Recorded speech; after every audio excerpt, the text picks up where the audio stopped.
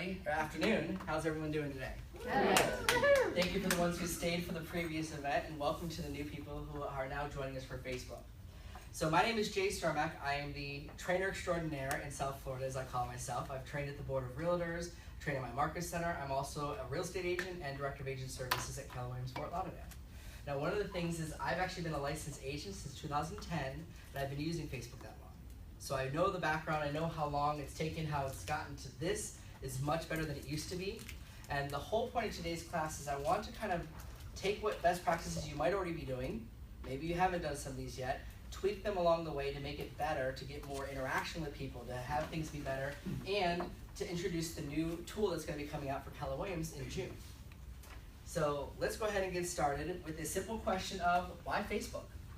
Well, we already know that they've done the demographics, that we have more than 1.65 billion people a month on Facebook.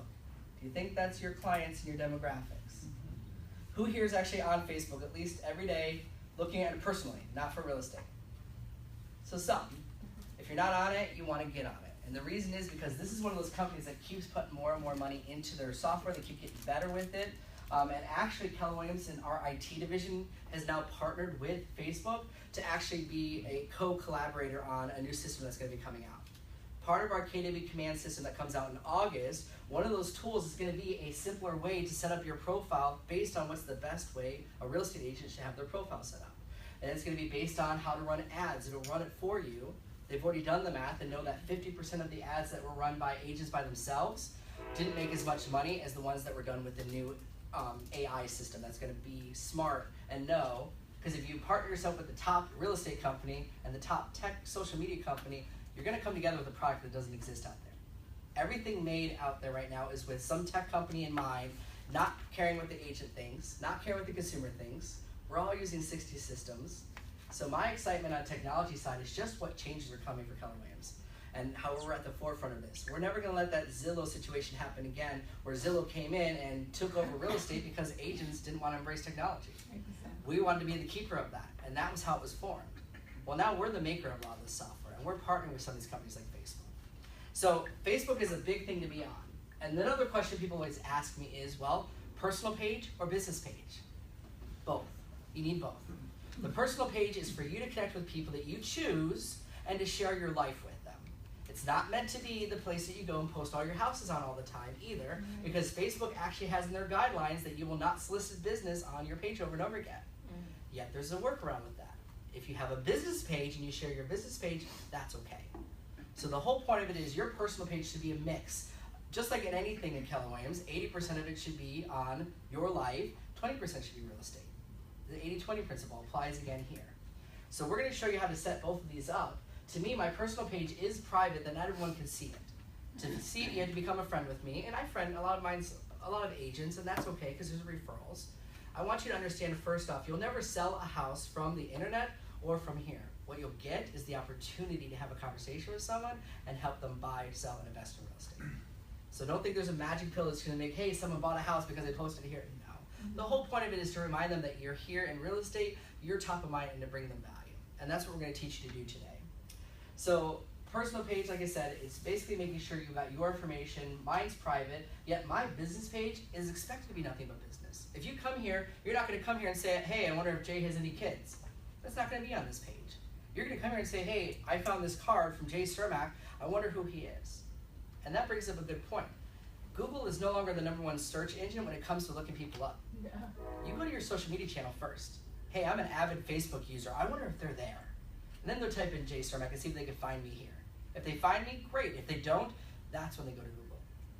So I want you to start thinking that way as well. Think about it yourself as a consumer. Isn't that kind of what we do now? How am I looking someone up? So think about that in mind and think about your practices with it. One of the things we're going to talk about today isn't just setting up your page, but how do you stop the scroll? What do we do on Facebook? I'm scrolling, and then what catches your attention? A picture? Moving video now, because that's why they have the video starting to move. Those are the things we also want to teach you to do. So the objective today is to help you have a successful real estate profile to start here, to sit there and how to post things. I'll actually share with you my practices of posting from here to my personal and how I share it to more people, and to go from there. So let's start with the simple setting up a profile. So on your main Facebook page, in the lower left-hand corner, they're going to have a section that says Create. As watch myself, watching myself, watch myself. So they have Create, an ad, page, group. They made this simpler. It used to be crazy the way they had this done. So we'll come here to Create Page, and this is the screen it takes you to. They made this much easier. Like I said, I had a profile set up in 2010 for real estate, and it was not this easy. We couldn't figure it out. Now, you're going to hear different opinions from everybody on, you should be a brand, you should be a public figure, you should be there. But what is real estate? Local. We're a local business. If you're not a local business, why do I want public figure Jay Cermak selling houses in Chicago if he lives in Fort Lauderdale? Don't I want an expert who lives there knowing that? So no matter if you have multiple teams or multiple businesses, I believe it should be a local business to say, I'm local real estate business here in my area. Now, one of the things you could do that is taking off now, we're not going to cover it today that much, but I want you to think of community pages. When you're thinking about farming, what's been really successful now, especially for Lori Ballin, if you know who she is in Las Vegas, Lori Ballin is a real estate agent with KW who really found her niche with SEO, Google SEO, naturally. Not being a tech person, she gets ranking on Google very easily. She's now embracing Facebook at a higher level, and she's found huge success by having community pages set up for a community. Let's say I'm setting up a community for the West Palm Beach Village, if that's an area, I don't know if it is.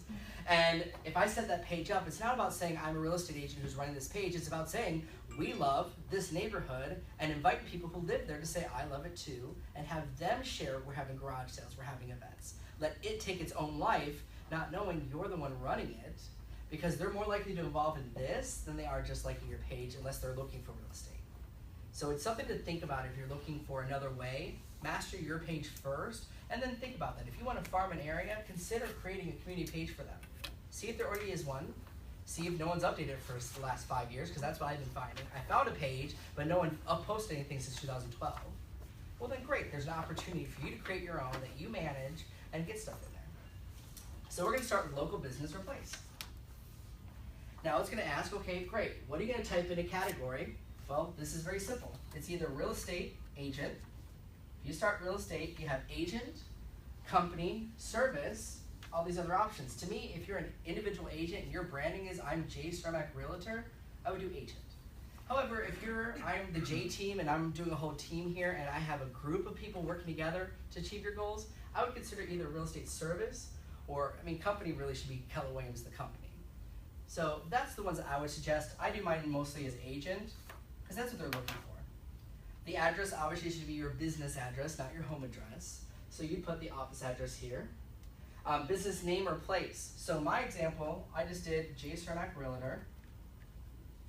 You can put in something with Keller Williams if you wanted to, or the trick with that is don't steal the Keller Williams' Facebook page here. A lot of agents think, oh, I'll just put Keller Williams, that's who I'm with. Well, no, you don't have that right. The office here has the right to say I'm Keller Williams and have their own business page. Your page should be I'm so-and-so with Keller Williams. So just keep that in mind if you're naming it. So I'm just going to keep it Jay Cermak Realtor. You can put your phone number here, you can go through there. Now, I already created this temporary page, so I'm not going to do this, but that's how easy it is to get started. So I'm going to come here to my pages, and this is the one I was starting to create.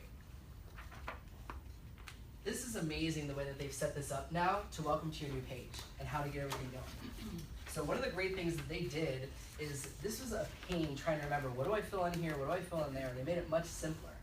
Your most important two graphics, actually your most important graphic is your agent picture. If you're a team, like I have a team, or well, I claim I have a team, it's me and my mortgage people and my agents that I refer business to, that's my team and not my philosophy. So I have a J Team logo. If you have a logo for your team, that should go there. You want it to be recognizable because every post you make is going to put a mini version of that picture in it. That's the one they're going to see more than everything. The second most important graphic is if they come to your business page, it's this, the banner. This banner is going to be important, and now it used to be a picture here. You would lose half of it because they put all these little buttons and stuff. They've redone the whole way the page is laid out. That's why half the guides that I researched out there on best Facebook practices to see what's changed still have stuff like, oh, you want to put tabs here. Okay, where are the tabs? They're gone now. Everything's on the left. It's been revamped. So if you haven't been in here or you read a guide 2 years ago and stuff, a lot of things have changed. And it's constantly changing. So things to keep in mind, they gave you a very simple checklist right here. Add cover photo.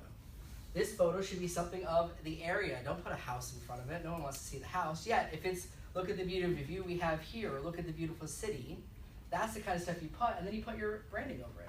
Here's my logo, here's my picture, I'll show you mine so you can see an idea of what you can do with that. It's basically a little Facebook billboard that you can say here, and you should always put a call to action on it. Like, contact me today for a free CMA, or if you're thinking about buying or selling, call me today. Some kind of call to action on it in case they see the graphic. Now, they only see it when they actually come to my page, yet I never want them to come here and see this. Do you think this great bar is going to say anything about me or tell them what I do? Most people don't have the patience to read, so the goal is to make it as simple as possible. Another thing with the add a picture that you can do now is moving video. They give you the ability to do a GIF, which is basically like a 5-second video. I'll show you Lori Balance because she does one from Family Reunion. She's literally like this, just waving ridiculously. Yet when you're scrolling through and you see a post from her, her picture's moving and it catches your attention. So while it may feel gimmicky, there's a reason behind it. So that's some of the stuff here. Add a short description. What is your business about? It's going to be short. You can't keep it really long, but it is very important because if you don't say, I'm Jay Cermak with Keller Williams Realty, serving your South Florida real estate needs, call me today, they're going to come here and say, well, who's this person? I don't know, next, and just move on. So descriptions are going to be very important. The next most important thing is creating a username for your page. Right here, create a page username. What are you calling it? So it should be related to your website. If it's jteamfl.com, then maybe it should be jteamfl. If you make it similar, it kind of keeps that cohesiveness with everything. So then on your business card, you say, hey, here's my website, Jay Sells Fort Lauderdale, and if you go to Facebook, that's the same name as my Facebook page. That's the kind of stuff they're going to look for. So those are really important things you're going to want to think about. The next important thing is this call to action button, where it says call now. They've given you a lot of cool controls of what you can do with that.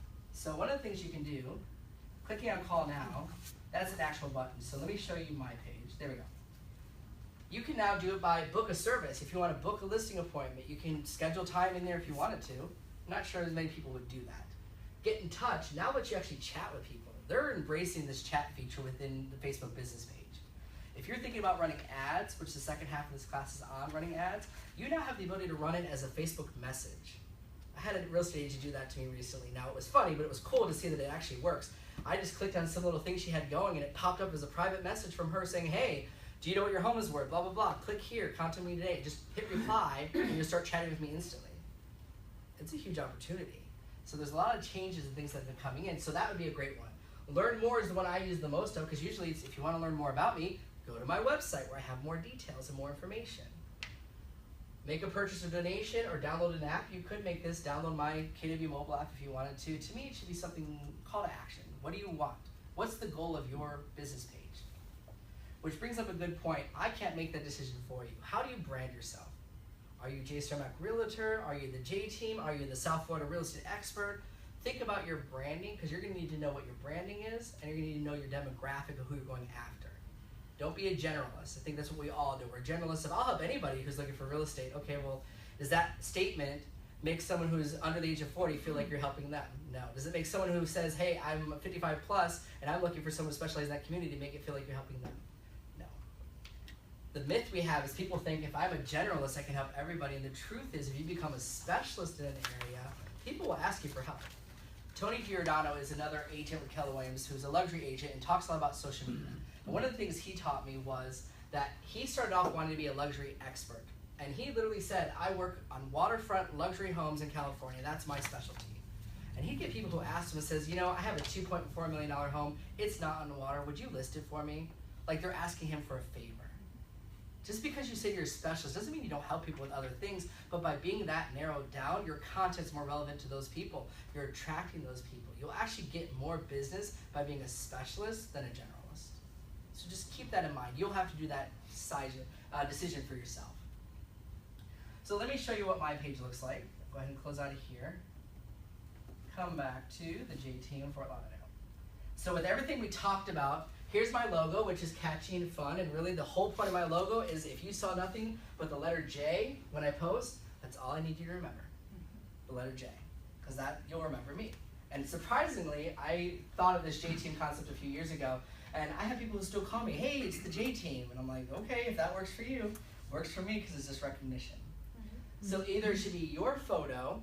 Now, if you're going to have this photo, don't make it the same as your personal profile picture. If you have a personal profile, make that separate. If it's the same picture, nothing confuses a person more than seeing the same picture on here's Jay Cermak and here's Jay Cermak Realtor. Which one are you? Make sure there's some definition. And I know I have a actual headshot here. The new trick now, stop doing the headshots. Do the selfie. The selfie seems more realistic because in South Florida, I don't know if they have it down here, there's a lot of signs that look like they were from the 80s, and the agent no longer looks like that. I actually wanted to age my photo so that when I met people, they'd be like, wow, you look much younger in person. But didn't get to that point. You'll get past that. But the whole is, I mean, they want it to be realistic. There's almost a distrust. If I see a headshot like this, then if you just saw me at the ocean here taking a nice photo of myself with a nice background. So just keep that in mind as well. Doesn't mean you can't use it. Use your headshots. They're great. And if you want to think of that validity and how do I make sure that that consumer knows I'm a real person, do something like that. It's the same thing with video. I think we're afraid of video because, oh, I won't look good on video and I don't look that, well, you look the same when they meet you. So if you're afraid of video now, how are you going to talk to them? And I have the same trouble because I am recording this right now. There's times that I didn't record the classes. I didn't do the videos because I'm like, oh, I don't look good on camera. I don't want to do that. You are who you are. So the agents who do the best are the ones who are sitting in their car, hopefully they're not driving, who do the quick little video of, hey, let me answer a quick question for you.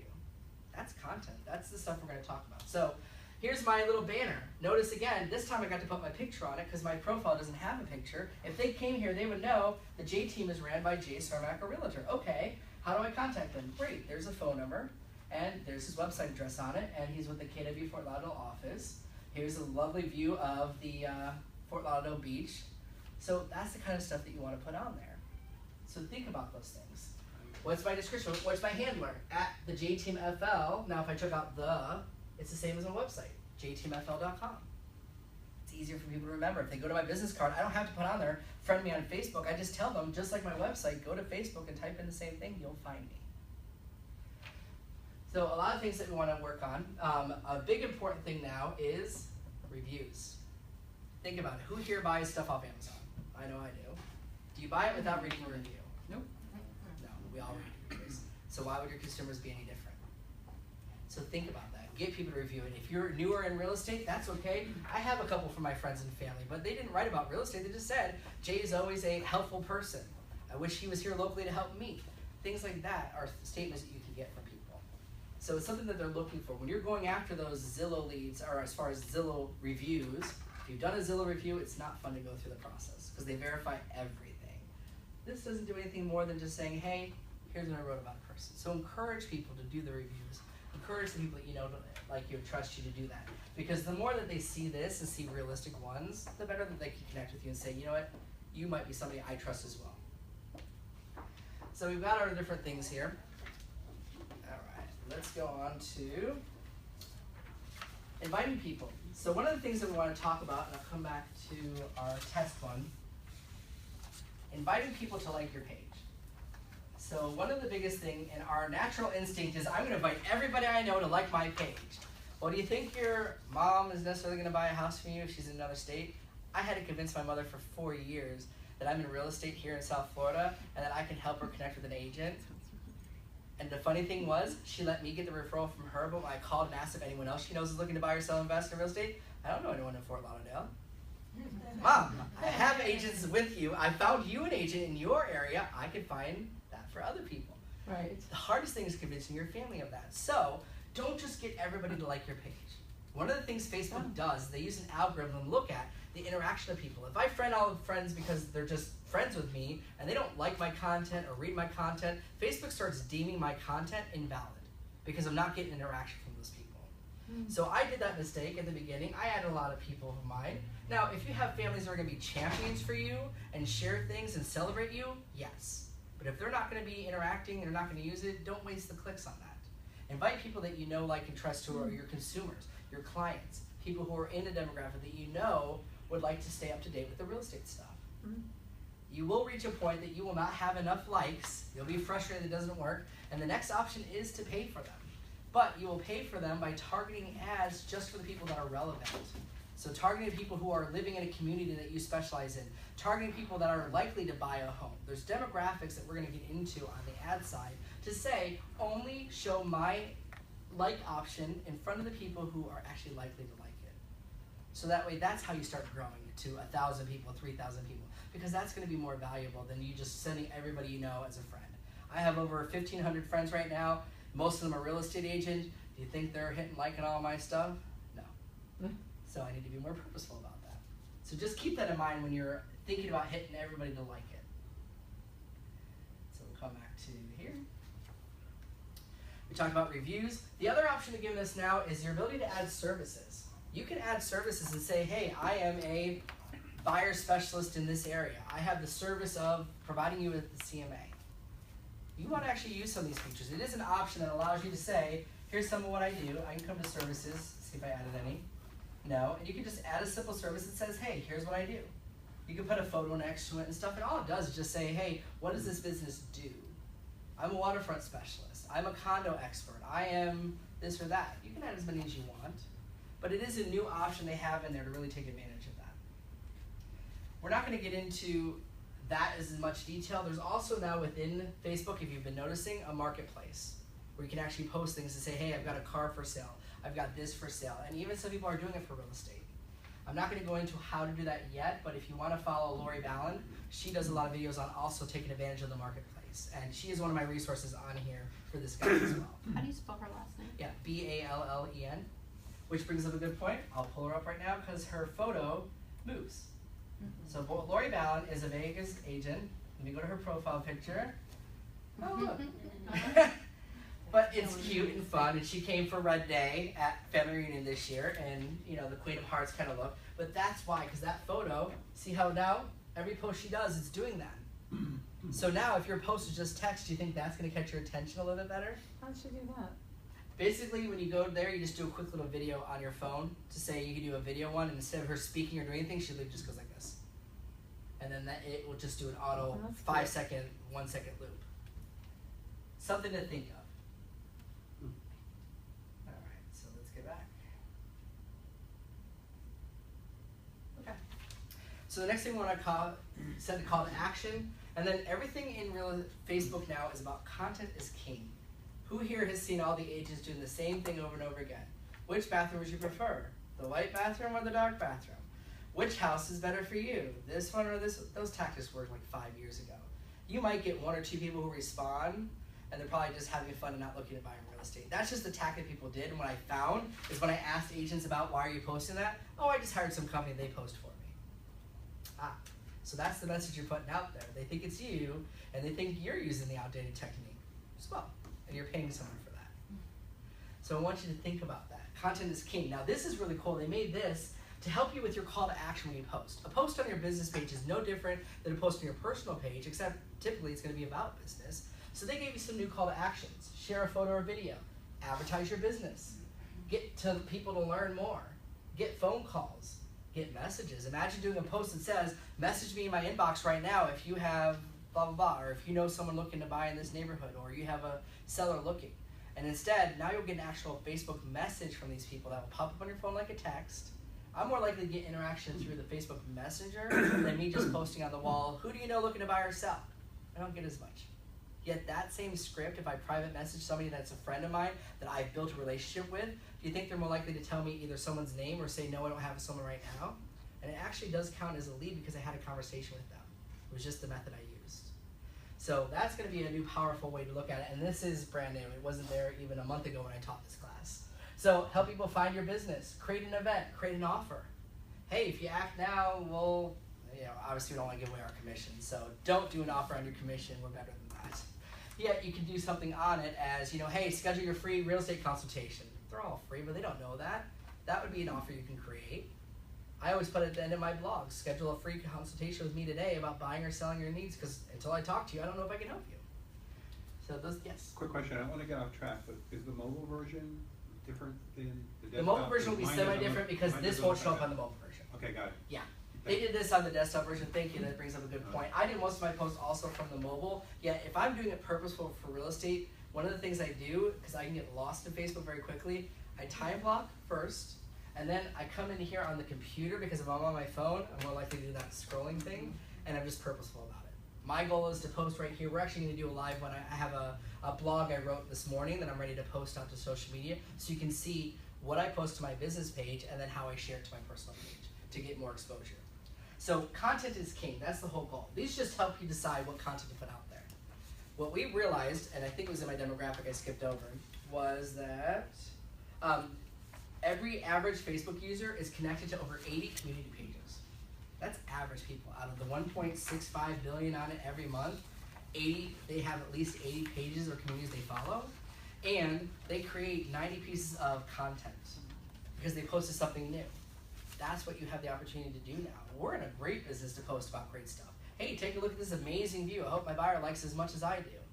Hey, here's a question somebody asked me. I'm going to do a quick video to tell you what's involved in the home inspection. Blah, blah, blah. Call me for more information. Done. It's easy to create content, and my goal is to help you with that. So some of the rules when it comes to content, you should think, does my content answer a question? So asking, do you like this bathroom better than this bathroom? That doesn't answer anyone's question. Yet I could say, what are the challenges you have with remodeling your bathroom that I can answer for you? What are some answers you'd like to know? What are some best tips? You can ask the question in a different way. Have an effective call to action. Give them value. Download my free home buyer's guide. I'm not going to force you to register for it because if I give content, what do they tend to do? I build trust with them, that they'll come back to me. Lori Ballin's big method is really, she gives a lot of content away. She wrote this blog, she wrote this, she sells her systems, she sells real estate, and she's always giving the freebies away because it starts building that trust with them, and the clients are willing to pay for it, even the agents who want to buy her system. So make it easy to read. One of the biggest challenges I see, who here likes reading that really long book on Facebook? Here's my post, no breaks. All right, my mind shuts down after 4 words. I can't even finish it. I'm like, no, next. So the tip I have learned is you want to do it where at least no more than 2 lines at a time before you put a space between them. Because what that does is it breaks it up and your mind's able to process it quicker. That's another reason why every post I do usually has a video or a photo attached to it because it's more likely to catch your eye than me just saying, here's a long rant.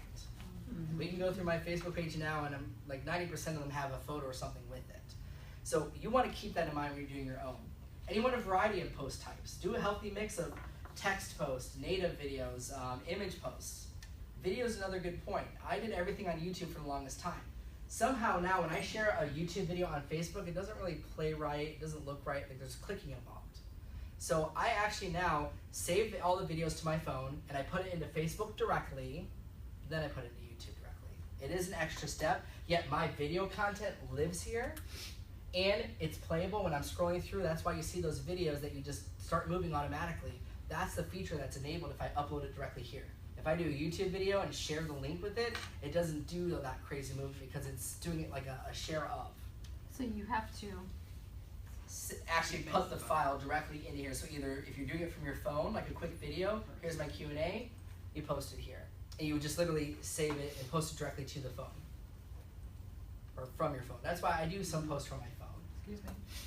The whole goal is to share a photo or video, because if you share a photo or video, this is where you get to put that option in there. And they've even expanded this. Yes? So is this compatible with the KW video that we have on our phone? Yes, so KW Video app does upload automatically to YouTube, yet you have the option to download the video directly to your phone. I do the KW Video app a lot because there's a lot of great content, and if you haven't taken advantage of it, but there are 6 free videos they give you every month, and if you pay for it, there's a huge number of videos. When you take that video, when you're done, it says it processes it together. It's very easy to do, and then at the end you just say save to my phone, and then I go to Facebook and directly upload it there. Because it is on YouTube as well, but I stopped sharing from YouTube to Facebook because they're just not being compatible anymore to me. And we're doing KW video training 1 o'clock Mondays. Perfect fun and a perfect setup. There we go. It's a great tool. Definitely take a look at that. All right. So some of the other things, as I said before, don't saturate your page with nothing but listings. If you've ever seen another real estate agent, I know we get annoyed by seeing their listing over and over and over again. How do you think your consumers feel? They're great. You have a listing.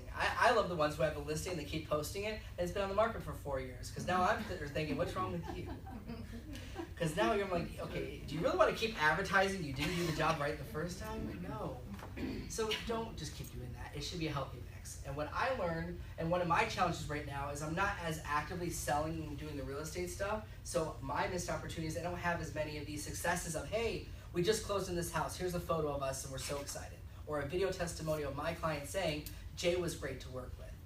That content goes more viral than you just saying, I've got a new listing at 123 Main Street.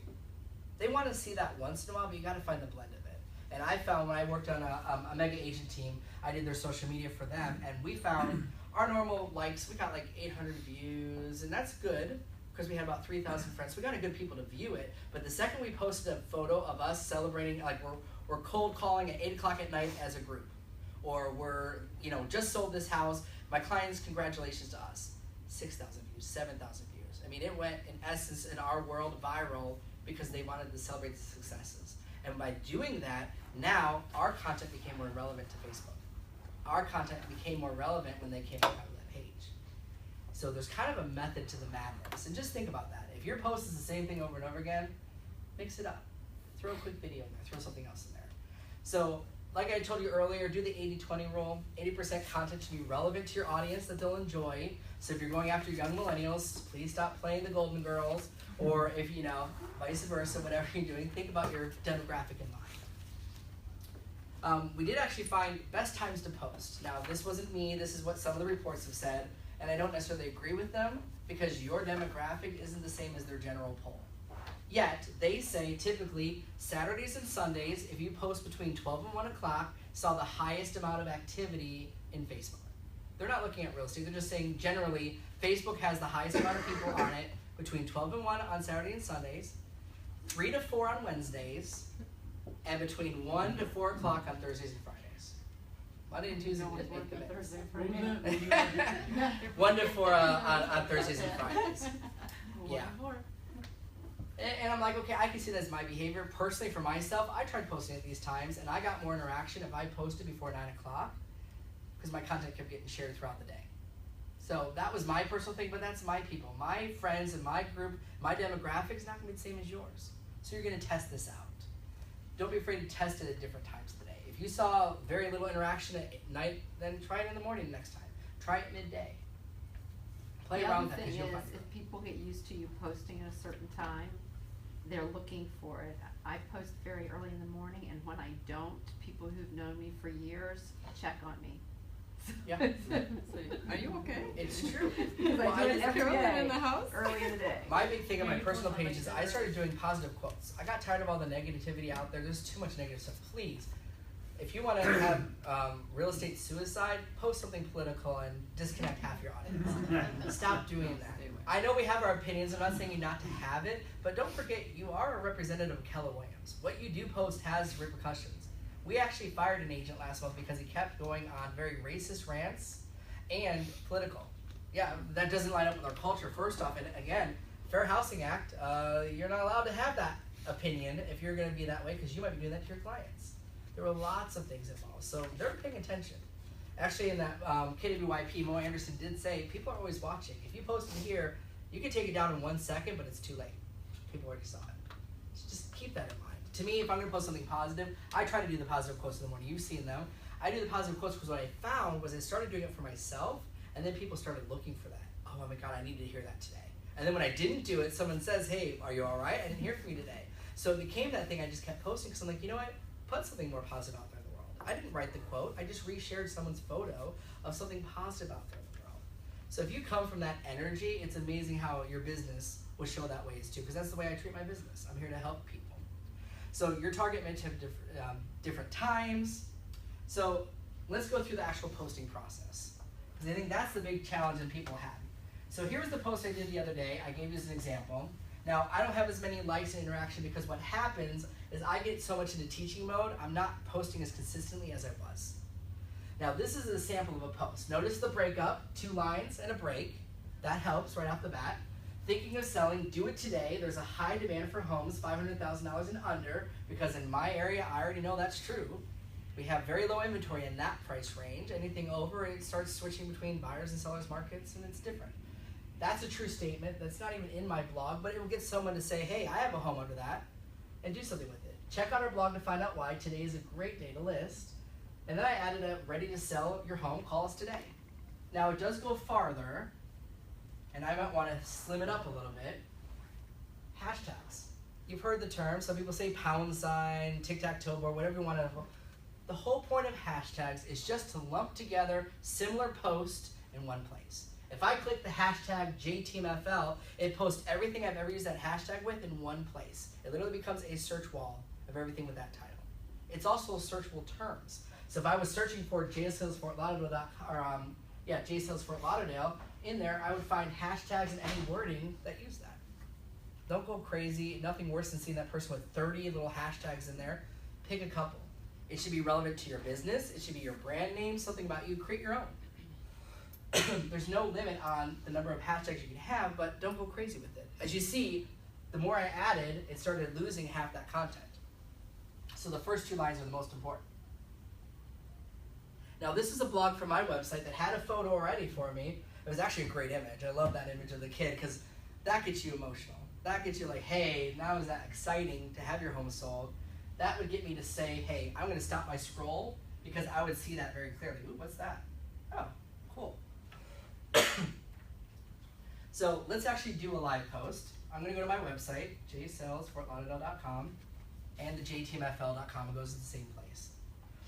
So, let me see if that killed my video. I think it did. Dun, dun, dun. Good. Okay. So the whole point of my website, I have a blog. A lot of times you think, what content do I share? I found a great article on Realtor.com, or I found a great article in the Sun Sentinel or some magazine. You could share the content from their website, but what happens? That person reads it and goes to their website. My goal is to get that content and keep it on my page so they can learn more about me, learn about my business, and find content on my website. So in blogs, I had one written earlier today. Notice they've got photos and they're graphically appealing. Here was today's one that I want to post now. How to get the most money when selling your home, and I just love that graphic because I'm like, man, that talk about bullseye, seeing green for money, and making me want to stop and read what this article is about. So, perfect. I'm going to take the title of this article, How to Get the Most Money When Selling Your Home, and we're going to post that today. So, I'm going to come to my post,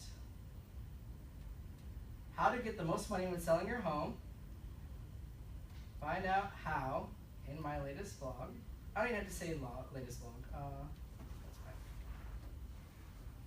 Ready to sell your home now? Maybe they're ready now.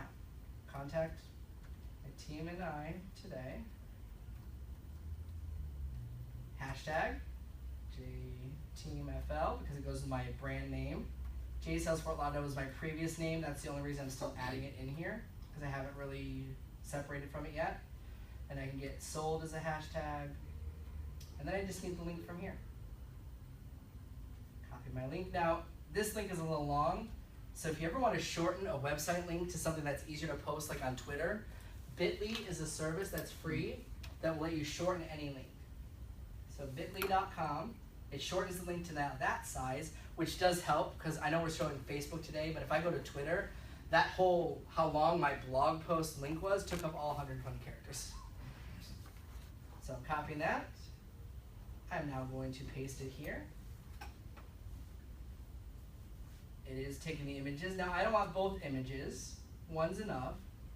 Now the other thing I like to do is always check in to your business somehow. Either check into your business or check into a local landmark. If I'm talking about Fort Lauderdale Beach, then I should check into Fort Lauderdale Beach. If I'm talking about a specific neighborhood, check into a neighborhood page. If it's just general real estate, check into your business page. So if I hit the check in, I'm going to say the JT in Fort Lauderdale, there I am. And the reason you do that is eventually over time, I have, where does it say? Right here, 388 people were here. That may be me, but do you think that makes people think someone's been checking into Jay's business and been here? Over time, it starts adding up. You can do these emotions if you want, say how you're feeling. I can put something in here, feeling excited, celebrating. That's kind of hokey if you want to do it. And then I'm going to publish it. Yes? The blog's your own content? My blogs, this one came from Keeping Current Matters, so I cited in there. And the whole point of the blogging and what I learned was, if you're going to use someone else's article, of course, cite it and say this came from them. Yet, put your own opinion on it. I think this article is relevant to you because in South Florida, blah, blah, blah, here's our stats. and then feel free to read part of the article here, click the link for more. What that will do is give them your opinion, because that's what they want to read about, give them some of that content shared from somewhere else, and they can read the source if they want to, but at least they're on your site, and they're more likely to stay longer. But that's a great question. So this one came from a service called Keeping Current Matters.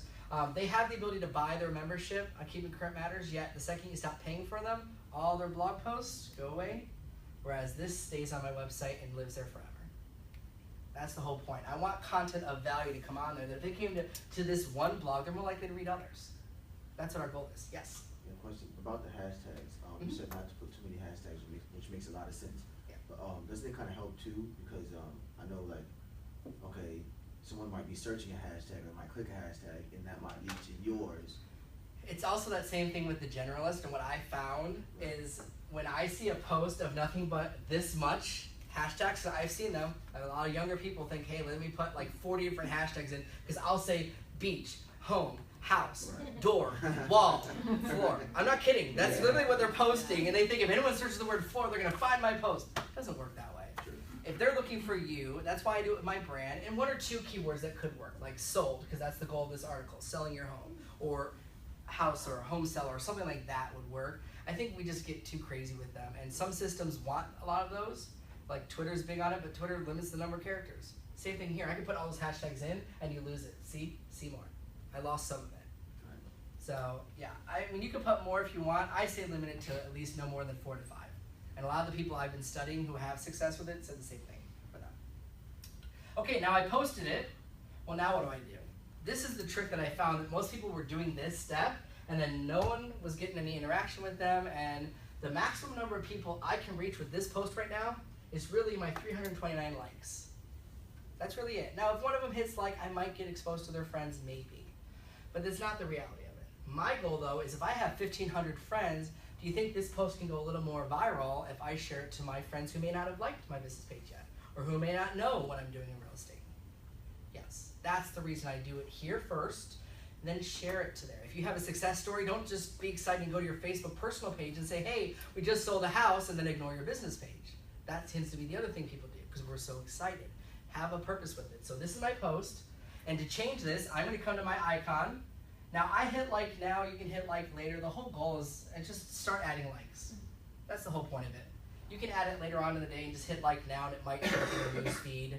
I just, for whatever reason, got in the habit of doing it that way, and it just helps me increase. If I don't hit like, I find I don't reach as many people if I hit like on it. So that's the first thing I do. Here's my profile on the right. This is your ability to have other pages you have like it, or your own profile. So now I'm going to switch it from J Team to J. Now I'm going to hit the like button so that Jay liked it, and this is what I do now. Hit share, and these are your options. You're going to want to do share now, just goes right there. I don't type anything. It just says Jay shared this post. I kind of like adding a verbiage once in a while to say maybe why it's relevant. I can add a different little tagline or a different set of hashtags and stuff if I wanted to on my personal page. Either way, there's not a wrong way to do it. If you want to write a message, click share. If you just want to post it now so it gets exposed to all your friends as well, just hit share, post now. That's it. The reason I'm doing that is now I'm exposing it not only from here, where I'll reach 329 likes as that keeps growing, but now on my Facebook news feed, here I am again, see Jay Cermak and JT in Fort Lauderdale shared this link. This is how it's showing. There's a share button. But now it's exposed to my newsfeed. So when people are scrolling, that's the next scroll. How do I stop this scroll? Well, what's catching your eye? The images catch your eye. That caught my eye because it started moving. That's the reason photos start moving and videos start moving now, because it catches you. But this is the game we all play. I've caught myself for like 2 hours straight once, just not even noticing I'm doing it. Scroll, scroll, scroll, what's this? Oh, scroll. And then I look and I'm like, it's been 2 hours. That's the new addiction we're into. There's Nikki Garrett. So that's one of the new ways that we do that. So think about that when you put your content on there. If it's going to be a video, what does it answer? One of the things I started doing, I'll show you on my personal page, only because my business page is for real estate clients buying and selling. My personal page, I do videos on here for profit share. So if I came to my videos, here's the class videos, where's the one? Oh, it's not on there. through my timeline. I have fun on my timeline. It'll be a mix. You'll see my positive quotes. Why are you shutting it down? Come on. Weather always does well, especially now with the winter up north. I get a lot of hate mail. My little photos, Jay at the beach. 360 videos. If you haven't done these photos, they're amazing. Basically on your phone, if you do a panoramic of any kind, it'll make it into this picture that you can actually drag on your phone. And if you're on your phone, you can literally just tilt. That does very well for me as well, just in general getting comments and likes. Where's my profit share video? There's my classes I did, sold, training. Good Lord, here it is. That's how it's showing up when you scroll through.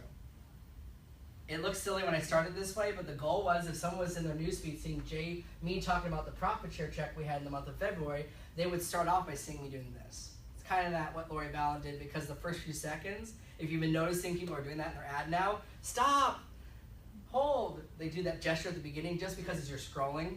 That's the whole point of it. So that's something that content that I have on my personal page, but if it was about real estate that was relevant to my buyers and sellers, I would have posted it directly on my business page. In this case, I'm looking at recruiting other people who might want to join Keller Williams or learn more about profit share. This is even for my own profit share tree, so they know what we did this month to have conversations with their people. That's why the video is here and not on my business page. All right. Any questions on the posting process and the page setup here and what things to do? This is just the first half. You can only put one call to action button. You're only allowed one. Yeah, they only give you one, so think about what it is. You can change it out if you're not getting any action there. My philosophy, I really don't think people come to this business page unless they're searching for you. When they're looking for you the first time, that's when they see this. After they friended you and liked your page, they'll never come here again, most likely. They'll just see you in the newsfeed. Did you have another question? No, thank you. I have a question. Yeah. Versus sharing your business post, your blog or whatever, to your personal, is that button on the, is that on the mobile or is it you have to go to your desktop? It's on both. It is on both. It is on both now. It didn't used to be. It is Okay. actually on both. It didn't used to be there. It used to be. Because it used to be like. Yeah, it you used know, to be like kind of all over the 20 place. steps, They've actually yeah. done a lot of changes to the mobile app now that you'll have the same features. So if I'm in my post on my mobile device, I now do have that option to switch between these and share it. Because I used to have to do it on my desktop only. Yeah. I can now do it on my mobile device and say, hey, share it here. Now, I know I shared this one because it's just one real estate post. I'm not going to do this if I posted 5 things today.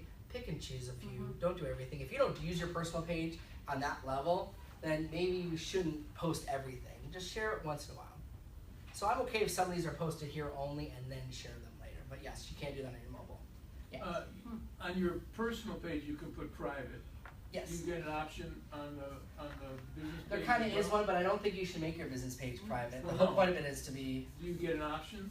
There is an option of some kind that you can exclude who sees it if you want to. What To I'm me- saying is, you have an option to say private, public, you know, the same way as your personal page, you have 3 or 4 options. Yes, you can limit it down to if you want to post to only people who like your page or different things like that. What I'm saying is, should you make it public? That's my question. If you're gonna have a business page, it should be public. Should The be. point of the business page is to be public, and anything posted on there is what you're doing it for. If you want it to be private, it shouldn't go on your business page. Because you want it to, now I understand it targeting to a specific group of people. They do have that option where you can group people together and say, I'm gonna target my investors only group, and when I post here, only post this to my investors group. That is a feature that is available in Facebook that you can learn more about, and create a group of say, hey, here's, because the same thing happens with, if I have my friends and family, maybe I only want to post this to people living in Fort Lauderdale, or maybe I only want to post it to those. They do give you that option to control where your post goes. However, if someone came to my page, they should see all of it. That's the I have yeah. 2 more questions. My email gets flooded with Facebook. You know, every time somebody does something on a page on Facebook, it goes to my email, and it just clogs up my email. Perfect. Yeah, that annoys me as well. So the easiest way to that to get it is under settings here. Yeah. You can turn off the notifications. You can control what email it notifies you because it'll email you on everything. So and so liked your post. So and so comment. Now you want to pay attention to commenting. One of the things your business page will do is ask you how fast your response rate was. If I private message you on your business page and you don't reply for 2 weeks, it's going to say you're slow. If I do it and it responds right away, it says it's quick and stuff because there will be an option that will say response rate. Here, But yeah, I don't want every notification either. I usually leave it in the app. I don't need it in my email as well. So I turn the other question, it's on my private page, I don't know if it'll be the same on the business page, but I'm getting pictures and, you know, when you scroll down, it's all from people I don't even know, pictures of people I never even heard of. It's not anything to do with me. Yeah, what's been happening a lot, there's those companies out there like will say, hey, we're Ray-Ban and we're gonna post on here sunglasses, buy this, and they tag people in it. So you can control that no one tags you that in the photo without your page without being approved. I have that setting turned on. We have it for our office page. You literally in the privacy settings say no post allowed unless I approve it, because you don't want people to hijack your page, and you'll get that. You'll get mortgage people who think they're being clever and say, hey, I'm going to tag you in this post and put on here, buy this mortgage with me. Well, I have more than one lender I'm using. You just pissed off all my other friends and lenders. So you can control that.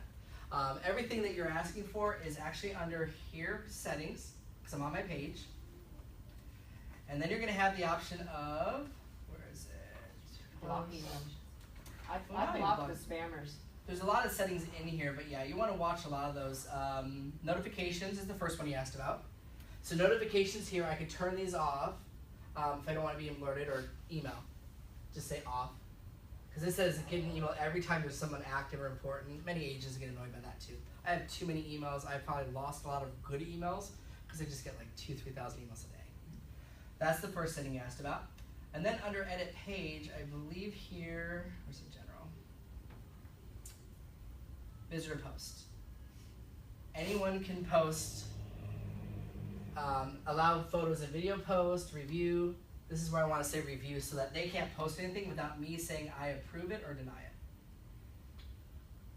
So I didn't have it turned on, now I will, and that means if anyone posts it, or just say, hey, John wants to post this picture on your wall, do you accept it or do you decline it? And tagging ability as well.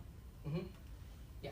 So all those things are here. Play around with these settings. You'll find out, but there's a lot of control on the business page that didn't used to be there, just like in your personal page. Once you get tagged in it's on your page, you can change that you review it before it posts on your page. Any other questions on this side of just the business page and posting? Because our next goal is going to be on the Facebook ads and all that. Alert you and I have to approve it. Any other questions there? Okay. So one of the things to understand first, we talked a little bit about personal page or business page. First off, you need a personal page to create a business page. So I had agents who said, I'm not on Facebook, can I just create a business page? No. You can have a personal page that's private that you don't use, that's fine, but that is the first requirement. When it comes to ads for Facebook, you have to have a business page. You can't run a Facebook ad and only have a personal page. They don't let you. So that's the first thing to understand. Now when it comes to ads, they're going to be on the same place that we did the create a page. Lower left-hand corner, create ad. Now you have to have a page already. Now I have multiple. I manage our office page and different ones. Normally for you it's just going to be one, and just open it up directly to your ad for that one page. Now let's see, welcome back, create a new ad. I was working on one now, but we'll just start it as new so we can do this together. So when you come in to create a new ad, this is how it starts off for you. What is your objective of this ad? Start with that at first. Before you even come in here and start spending money on things, what is your goal? If my goal is to get a CMA out of this, or get a listing lead, or a potential seller, then that's my goal. If my goal is to work on buyers and target people who are renting, and think about what your goal is. Now they have different things. Brand awareness is one that you can run just for simple, hey, run an ad that just says Jay sells homes in Fort Lauderdale, or Jay just sold a home in what manner. It's not about getting them to click something, just to get that awareness out there. Traffic is the main one I use, because traffic means take them to my website. Come to my website, or come to a lead capture page that says, sign up for this, give me your information, and here's my free guide. Something along that line. Engagement is this new chat feature. This is the one that agent ran. I had to block her because I kept accidentally clicking it, and she kept popping up in my messenger. I'm like, I didn't want her to start messaging me. However, that's what that thing can do. So if your goal is to say, hey, I really need a listing in this neighborhood, I would target homeowners in that neighborhood specifically and do a message to them. Hey, let me introduce myself. I'm Jay Cermak. I'm a local expert in your neighborhood. I just sold 3 homes last week in your neighborhood. Have you thought about selling your own? Question mark. Do you think you get a little interaction from that more than just running an ad? Yeah. The messenger is now the new way of text messaging clients through Facebook. Just sold postcard. Exactly. Well, because then you just say, hey, I just want to let you know, I just sold a house now. Do you know someone else who's thinking about buying or selling? I mean, if you haven't built rapport, it's harder to ask for that, but you could do something along that way. Or you could do it as a simple, this home just sold, would you like to know what your home is worth now that we have these new comparables? That might get more interaction. Or sign up for a monthly newsletter for this neighborhood only, or something along that line. But that's a new way you can do it. We really don't do app installs. Video views is the ability to have them watch your video. So you can do a video on, we just sold this house, here's a beautiful view of the neighborhood, I'm an expert. That's one you could do. Conversions, I don't do as much. This is actually does talk to our KW website with Playster, has the ability to do something called a Facebook tracker. The whole point of it is, if you come to my website from Facebook, now I'm going to basically cyberstalk you. Because I know you went to the website and it tracks that feature so that every ad I run only goes after people who've been on my website. So I know they've been here and looked at it. Yes? So you're saying the Playster websites allow for the Facebook Pixel? Yeah, thank you. Pixel, that was the word of it. Yes, they do add that now. It is in there. If you go into the KW website with Playster and say under the their site verification, the advanced tools, it'll actually have an option for the pixel code. You just pop it in there and it'll pay attention. It was one of the first things we fought with them to bring and enhance. So this will work the same as like if I've gone to Nordstrom online and I've looked at a dress. That Who here dress has been follows cyberstalked by someone? constantly. All of us. So That we whole can point. do that same thing. Yes, Okay, we can do that same cool. thing. Now it's a little more advanced than I have time to explain today, but it is possible. And they did make it easier on our website. So if I have the little code that Facebook gave me from here, and I put it on my website, and they came and read my blog, then my next ad will say only target people who read my blog. Hey, if you enjoyed this blog, sign up to be alerted when the next one comes out. Or if you like this article about local things to do, sign up for my newsletter. It kind of just keeps going with it. Lori Ballin, I mentioned her, she was one who has her own system she sells to agents. And the second I went to her website and watched the webinar, she cyberstalked me everywhere. She was in every newsfeed I read. She was on the separate websites I went to. She was everywhere. And we were like, man, it's effective. Because I eventually signed up and we used her service. Does that cost money or is that It's all part of this app. So it does cost money. Anytime you do those kind of ads, whether it's through Google's version or Facebook's, there is money involved. This one. No, I know Facebook costs, but does KW charge for the stalker? No. That feature, all you're doing is Stalker app. let me say for the video, there is no Facebook stalker.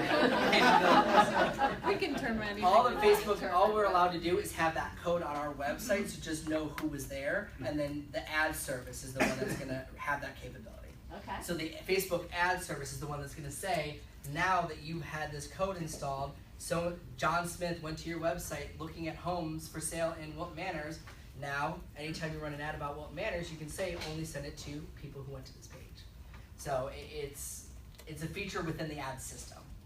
All you're doing on our website is just saying, here's how to track that. So these are the different methods. We're going to start with the simple one of traffic because I haven't mastered the engagement one yet. I just want to tell you it does exist now. So traffic, you're going to call it something. What do you want to call it? So for this one, I'm going to target listings in a neighborhood. So we'll just call this Coral Ridge listings. It's any name you want to call it. It's just for you. So the next section is going to take you here. Now, before I get too much into detail here, Facebook made a really good guide on how to use their ad system. One of the things I want you to do is, I think as a society, we stop reading the manuals. The manual doesn't work. I don't want to read that. I'm a man. I'm not going to read the manual. Okay, Facebook actually has a very good guide on how to run all these little tools. So do not be afraid of their help. They keep improving on it, and there's a reason they're the #1 social media channel. Is because they are invested in their product and they keep making improvements. Now, what I'm showing you today will get easier with our Facebook companion tool that's going to be coming out in June. Yet, start it now. Because if you start this now, when that tool comes out, you don't have to reinvent the wheel. It'll just take what you've done and say, great, good job, let's take it to the next level.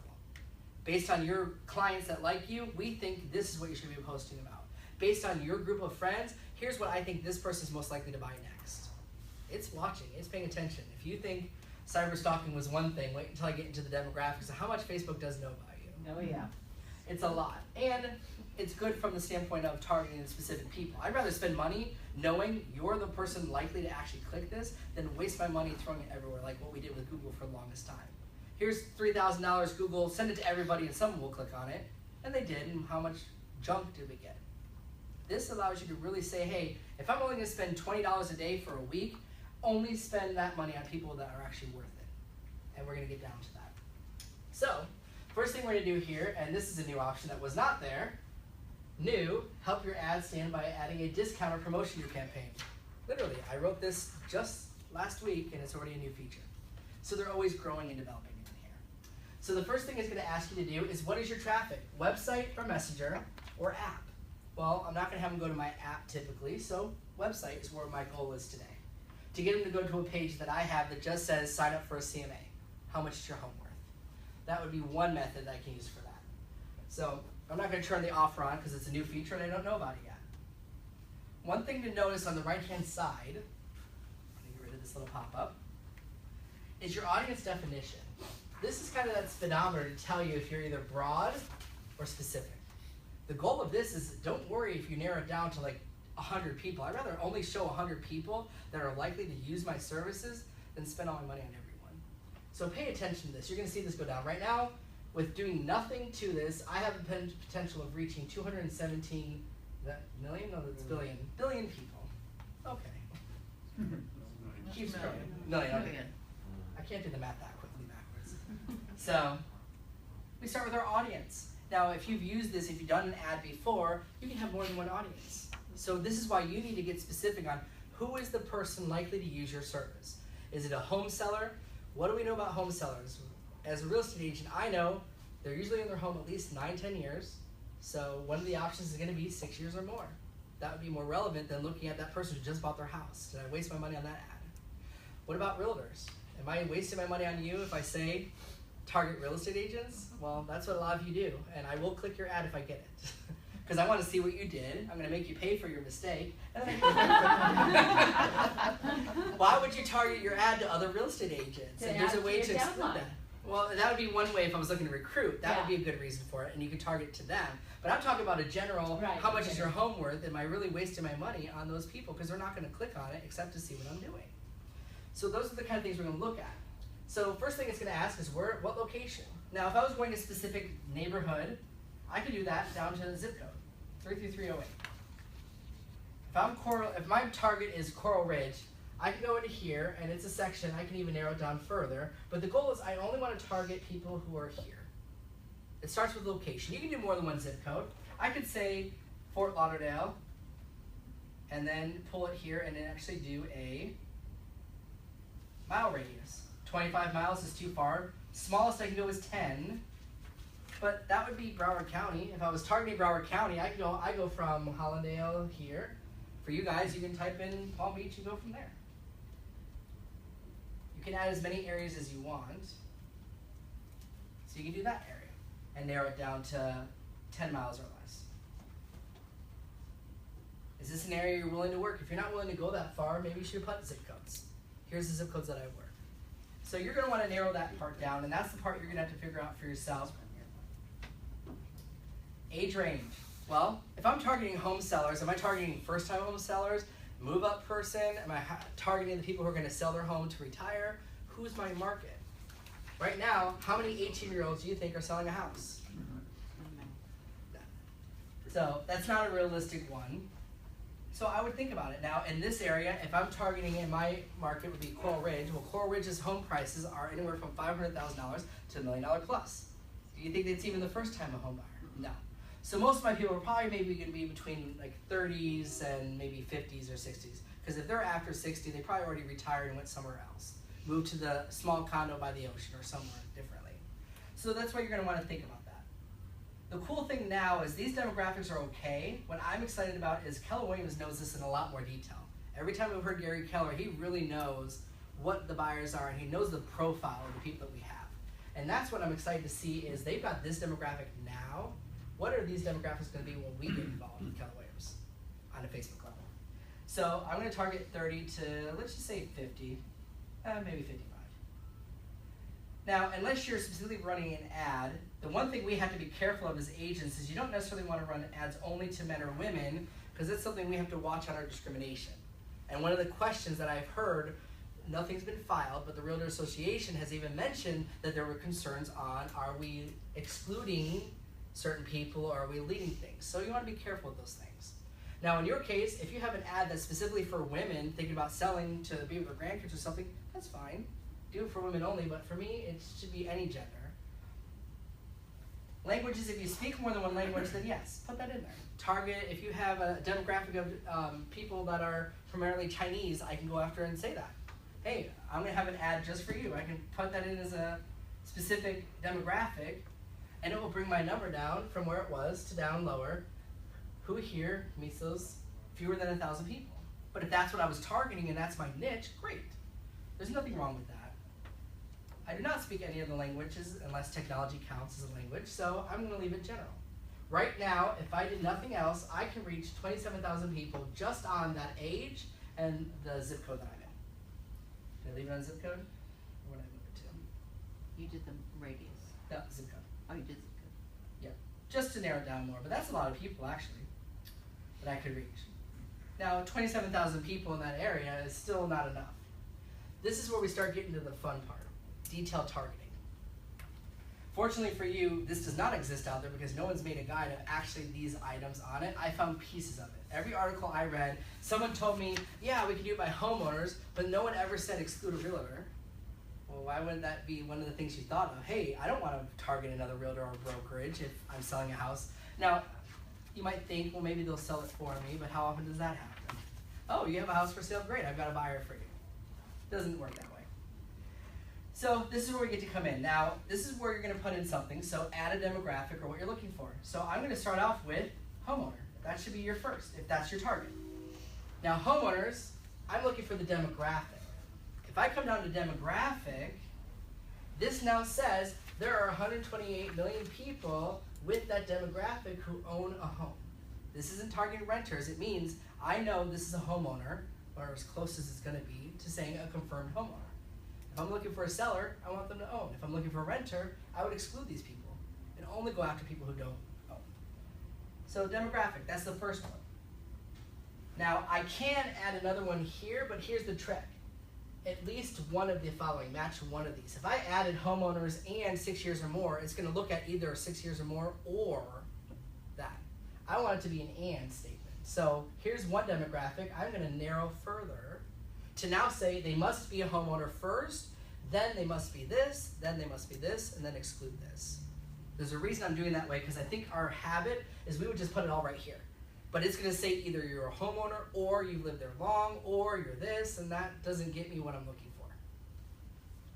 So the next one I'm going to do is 6 years or more. So we're going to narrow further.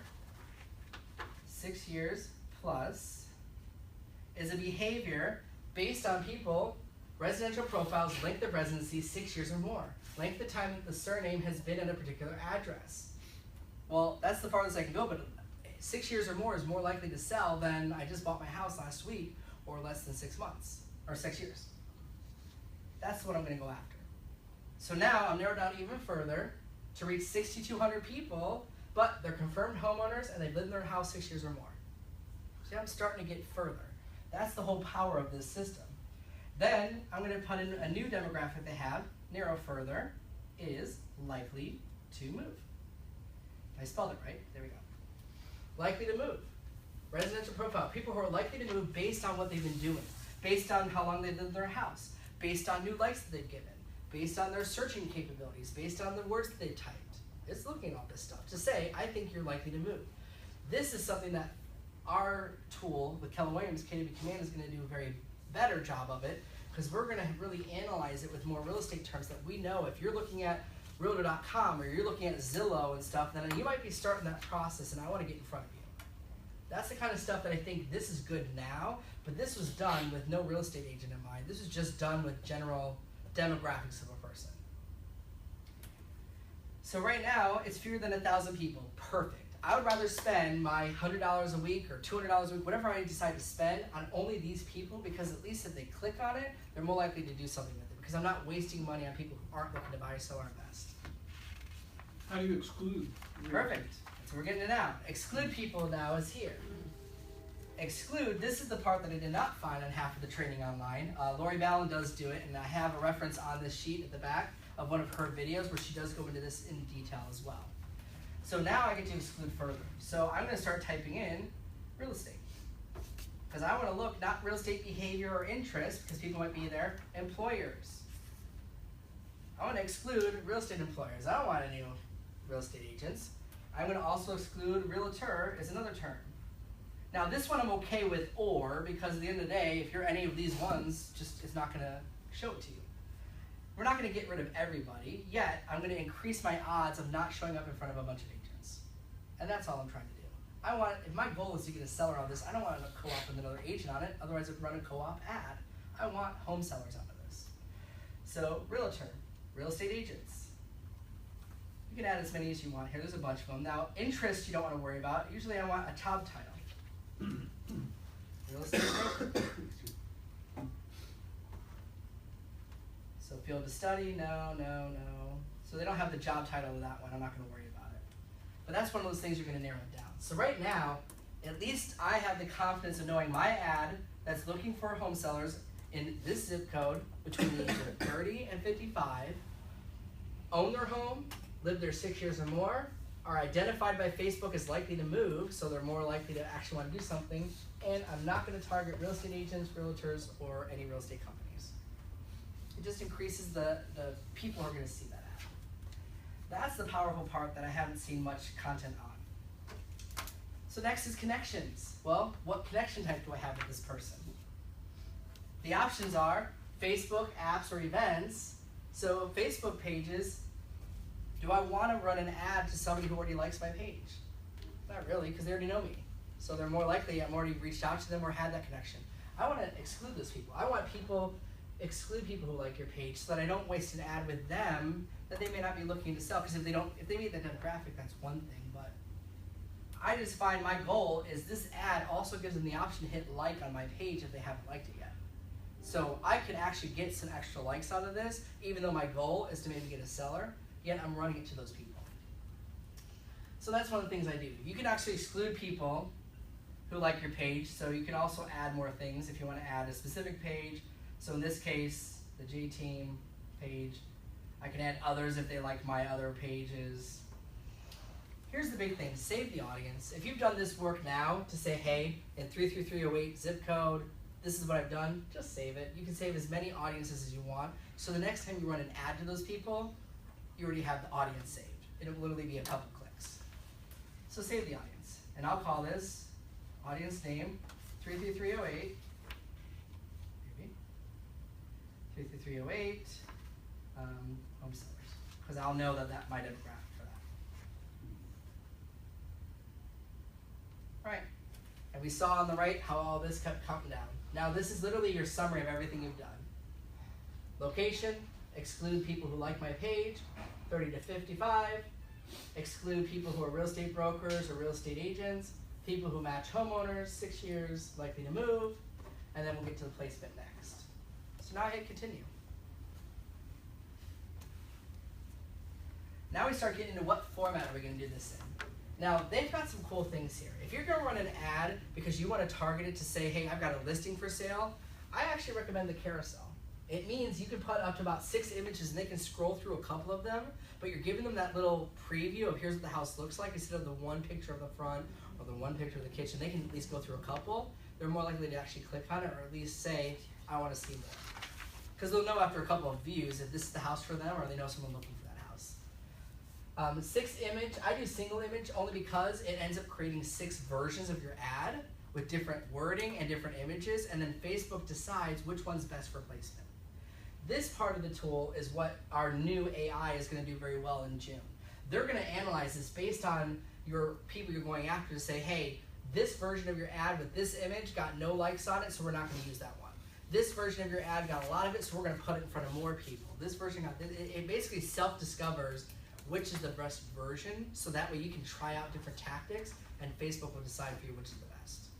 Because they're analyzing it at a higher level. I don't have time to sit here 24/7 and analyze this. So some of this automation is really going to make my job easier. Single video is the new one. You can do a video if you want to do a video one. I did one for Profit Share that I ran, which was just on agents, people interested in getting into real estate. What does it take to get into real estate? I did a quick 1-minute video on, hey, if you're thinking about getting a license in Florida, you got 2 options. You can go to a physical school or online. And I tell them, if you want more information about beginning a real estate career and how to get started, contact me today. Here's my email. Something like that would be fine. That's an ad you can do. You can do video ads. Slideshow is newer. I haven't done it, where it's just a video of 10 images. It just plays it over and over again. Kind of like what our virtual tours that we have are. It's just a virtual photo slideshow. And then Canvas is something more. I haven't even played with that yet, but it's a combination of images and videos. So my belief is it's like a slideshow with video thrown in. So feel free to play around with those and try them out. For today, to keep it simple, I'm just going to do single image, and we'll go from there. So single image says, browse your library for your own images, or if you're like me, use the free stock images.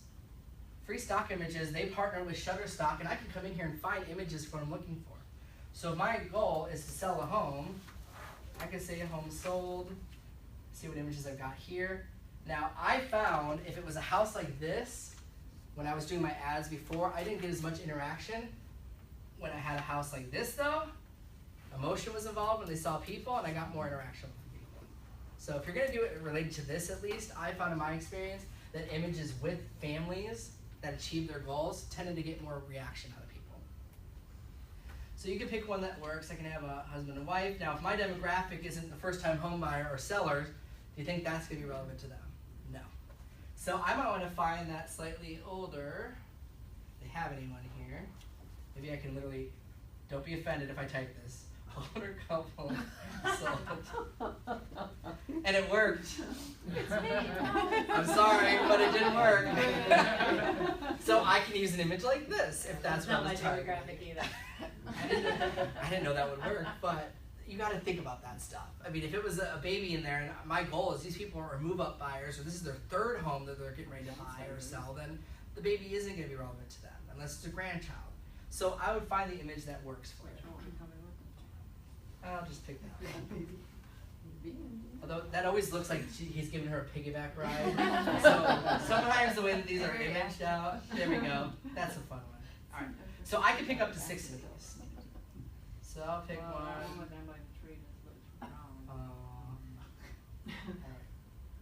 They let you pick up to 6.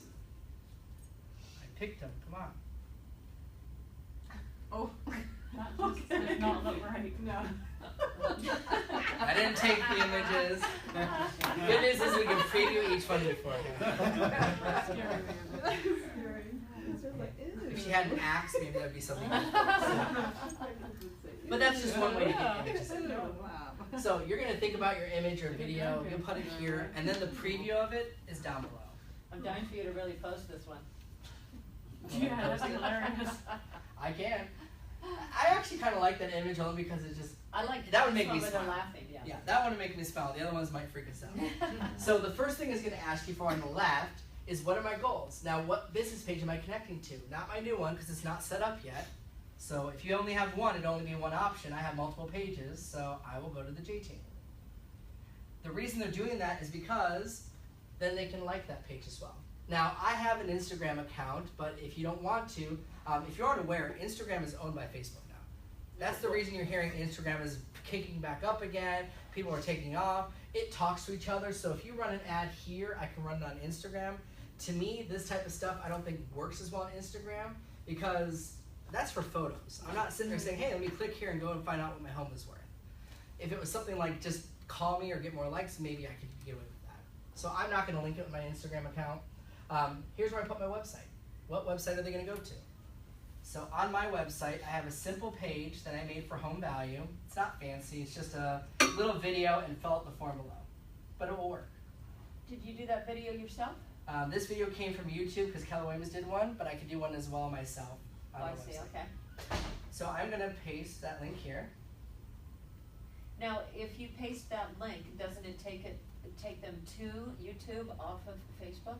No. If the video itself, if I do it through the KW website, every YouTube video is embedded in my website, so they never leave. That video plays on my website. The link I'm giving them right now will take them to my website. They can watch the video if they want to, but the goal is to get them to fill out the form. Fill out the form below and find out what your home is worth right now.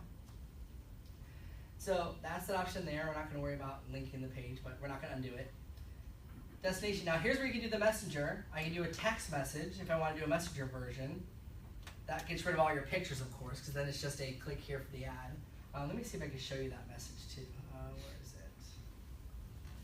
Let's do another window real quick. Facebook. Messaging. She might not show up here because I blocked her because the ad was scaring me. Nope, here she is. That's how her little ad was showing up to me.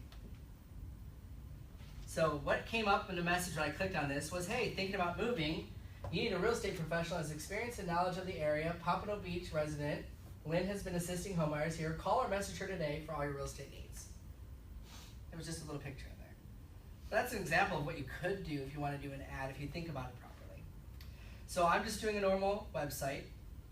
Headline, what is my little catchy headline? So I'm going to sit there and say, that price range is different, so what did I do in my last one? I'll just use the same one. It's harder to think on the spot when you're trying to do these. Do all that. There we go. How about just something as simple as home values are up in Coral Ridge? And at least get their idea to go, hey, if home values are up, what are my home values up? Jay? Yeah. You have a gray SUV.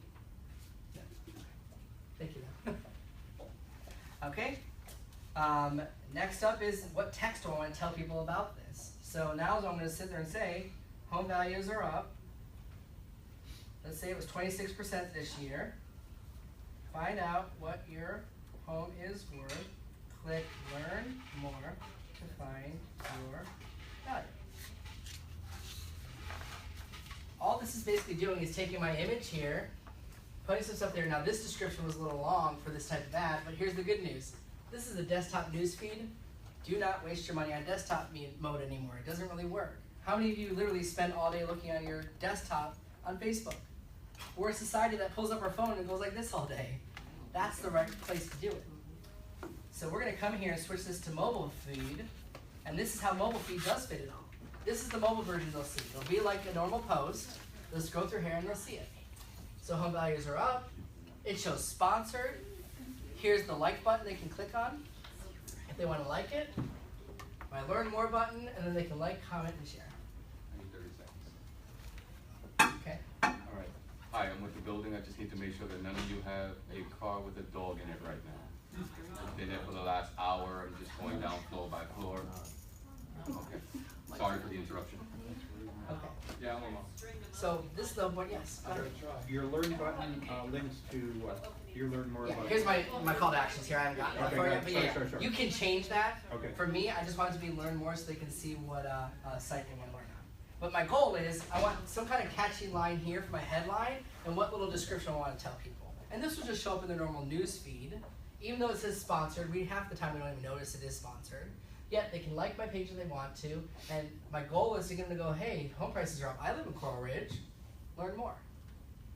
So the learn more button, this is where we can change it. So I still wish, and my illusion is when we finally partner with Keller Williams and Facebook, we'll get an option that makes sense, like get your CMA or have control to type in a call to action. For now, these are just the ones they give us. Apply now, book now, contact us, might work if I just want them to call me. Donate now, download, request time, see menu, shop now doesn't, sign up, maybe, watch more. So learn more, unfortunately, was the only one I could use. That made sense. Hopefully one day we'll get more control over that.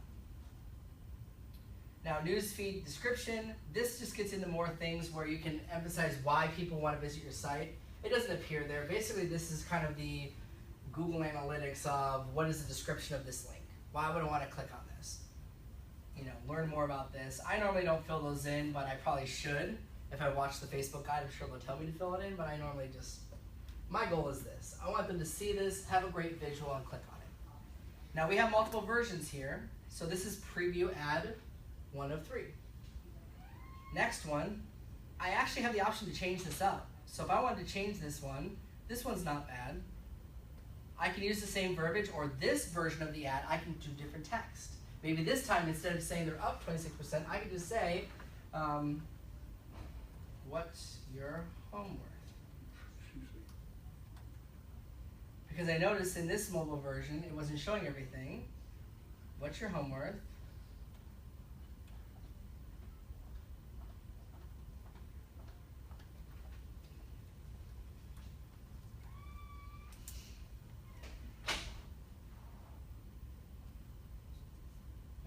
it's just one version. It's not showing all those things, but the whole goal here is just what else is going to get them to do something.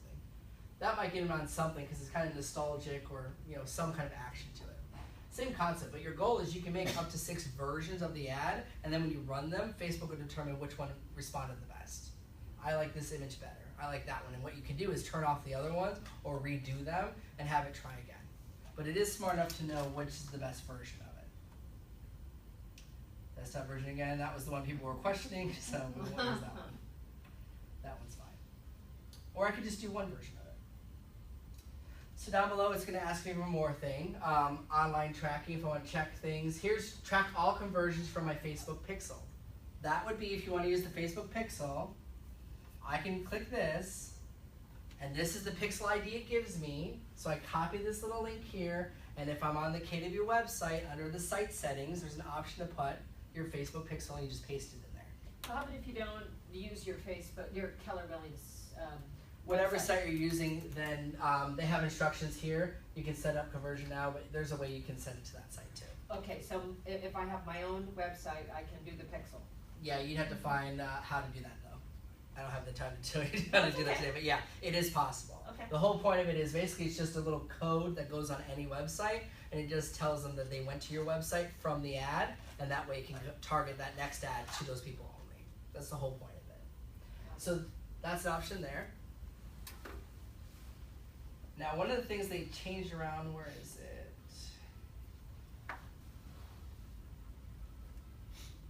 Normally I had the control, they keep moving this around. There was the ability to control what ads were placed where, because I don't want a desktop version. I think it's under placements on the left-hand side, under ad set. So ad set over here, placements. Then you can choose like desktop or mobile. Thank you, that's where they moved it to. Because it used to be in the other spot where I could design it, and then when I was looking at the preview, say, thank you. So yeah, placements is where you can go. By default, it's automatic. I don't like that, because that goes to Instagram, Audience Network.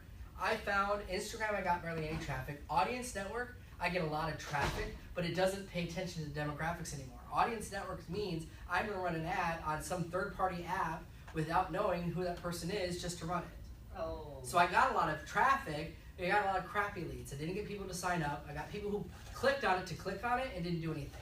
So my goal is if I'm going to run this ad, I only want it to be the Facebook people, because that's where I know this setting applies. So my goal is not all devices. I'm going to now say mobile only. I'm not going to do Instagram because this type of thing I don't get interaction from, and I'm not going to do Audience Network. See? Extend your reach by showing ads to the same target audience on other mobile apps and websites. Well, I question that because I was getting people to click on it who weren't able to buy a home, weren't able to, when I was doing homes for Get a CMA.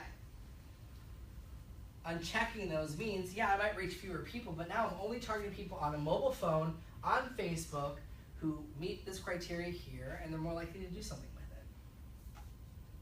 You can even get farther down by a specific operating system. I don't know what this is, it's new. I'm going to research it to find more. Now they have something called an instant article. I don't know where that even goes. To me, it almost looks like the right side of it, but I have to research it more in the mobile version. Feeds is the main thing. Feeds is literally your news feed. I'm scrolling through like this, and I show up just like a normal post. That still gets a lot more traffic than trying to do desktop mode and an icon here, and desktop mode and even the news feed of it and stuff. Because when I was doing my own personal demographics, feel free to turn it all on and test it yourself. When I did my own, I got like 8 views on mobile, or on a desktop version, and I got like 5,000 views on mobile. So it wasn't even worth spending even $1 for a click or even a cent for that click, because no one's clicking on it. They're all on their mobile devices, and that's where I should target. Which also brings up why you want to make sure if you're using a website to point them to, make sure it's mobile friendly. Mm-hmm. Our KW website is mobile friendly, so I didn't have to worry about that, because that's the other thing. If they're on their mobile phone and they pull up your page and your form to fill out your CMA is outside of the lines, they're going to get frustrated and not fill it out. So just keep in mind of that. If you're going to post content, make sure that it's relevant. Then you get into the budget. I don't know why they did it that way. See, to me, ad set, it kind of reversed the way it should go. We did the objective and traffic format here. For whatever reason, they're putting it here. So now it's the budget. So what's your goal to actually run the budget? How much you want to spend? It defaults to $20. You can go as low as $5 a day. Here's the trick though. If you do it for $5 a day, don't run it for a day and say it doesn't work. It's not the way the system works. Like everything, it takes time. I recommend if you're gonna run an ad, at least have the budget to run it for at least a week. At minimum, at least give you a weekend to try it out. What happens is over time, Facebook will optimize it, and your click today might cost you $5 for one click, and then after a few days, it costs you 18 cents for that click. So you can reach more people. It's What part do you of mean the it reason we do optimizes it? it does it automatically. So let Facebook set the bid that helps you get the most link clicks to the best price. So by default, it always starts off with the first click's the most expensive because it doesn't know anything yet. It has to start learning that down the line. So if you only do a budget of $5 a day, because that's the minimum, it'll work. It'll say, okay, right now, if I set it for a certain time date, if I left it alone, that's $35 a week. Okay, I could probably get away with that if I want to try it out for a little bit of a time. I could set a budget, start and end date. Let's run it for a month. Then it says you'll spend no more than $155. Okay, what's my budget I can do with? You'll pick one. Then from there it says, what do you want to do? Now I had somebody who told me the other day their thought was they were paying for impressions and it didn't work like Facebook or Google. It's not true. Typically the default is link clicks. If I see your feed and I'm scrolling through, that's great. It's just brand awareness at no cost. If I click on it, that's what you're paying for. If you want to do it by impressions, which means just see it by people, you're going to not reach that many people because it's going to go scroll, up. You reach as many people who can see it today. So something to think of. And then daily unique reach, I've never used that. It delivers the ads to people up to once a day. So hey, John Smith, here's the ad just for you once a day, or here's this for specific people. To me, link clicks is the best use of money because I know this number is going to keep getting better, yet the whole goal is they're going to deliver the people to the right people and the most clicks. And the good news is my brand awareness is happening.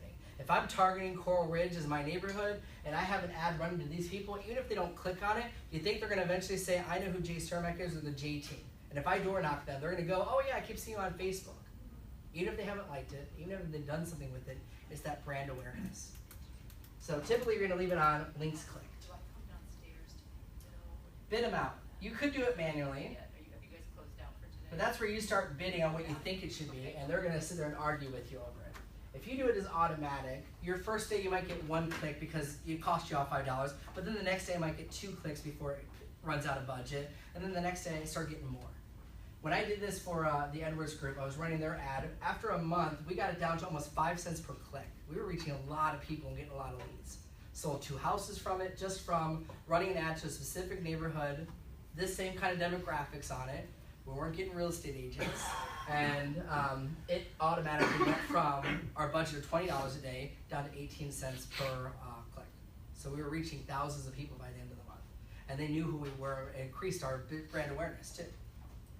So it works both ways. I would not recommend manual unless you really have a big budget to say, hey, I've got $500 to run in 1 week. Great. But if you start off with a low budget, let it do it automatically. Yes? So once you activate your ad, are you able to go back into your ad and modify things like your audience? Yes. Okay. Because once you activate your ad, you start getting the demographics. When you first activate it, it's going to tell you it has to go through an approval process because they need to approve it before it goes out there. It's not instant. It usually takes them about anywhere from 5 minutes to an hour to approve the ad. Once it's approved, that's when it starts showing up in the feed for people. From there, it'll tell me what times of day people looked at things, what traffic I got, and it'll start analyzing it so I can make adjustments as well. So in this case, we're going to say automatic.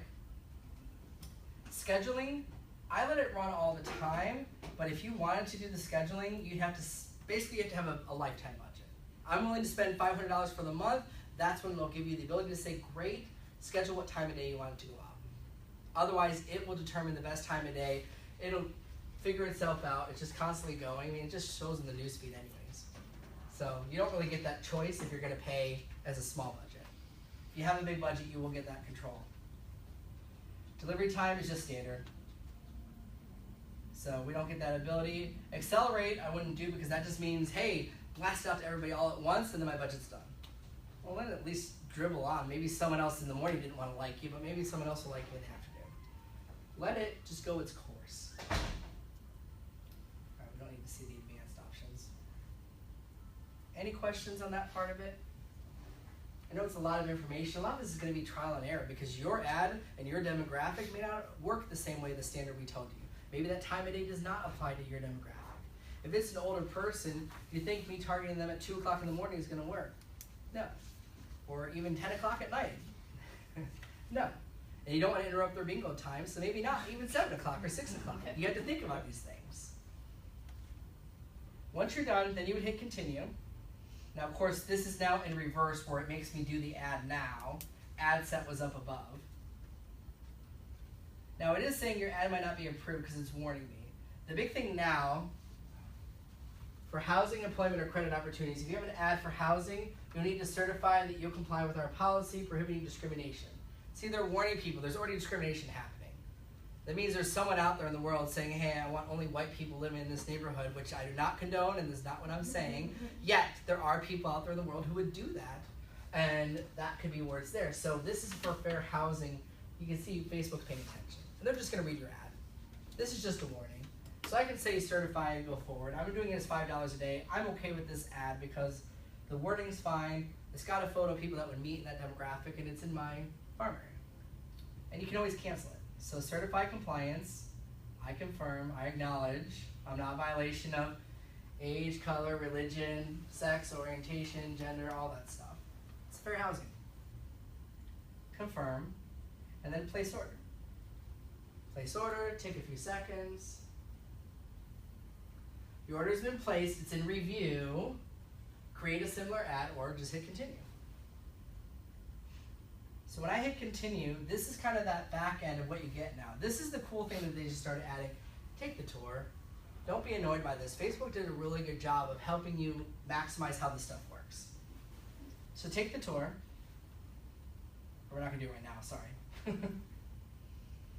The whole goal of this is to say, okay, here's the ad I'm running right now. Coral Ridge Listings is the name of it. Ends April 15th because I'm trying out for 30 days at $5 a day. And as it gets going, I'm going to have some controls in here. It'll tell me more. Now, obviously, I don't have the ad running, so I can't see the performance yet, but it will tell me how many views did I get.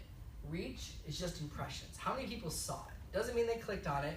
If you ever see impressions or reach, it just means I had the potential of 3,000 people scroll through their feed today and saw me. Doesn't mean they clicked on it, just means they saw me. That will be impressions. Cost would be how much did I pay for that? First few days, it was almost like $4 or $5. Well, that's the whole budget on one click. And that's okay, because then what you'll notice is the next day, it's less. And the next day gets even better. So if you run it for at least a week or more, it will automatically allow you to have a couple clicks per day, even at $5 a day.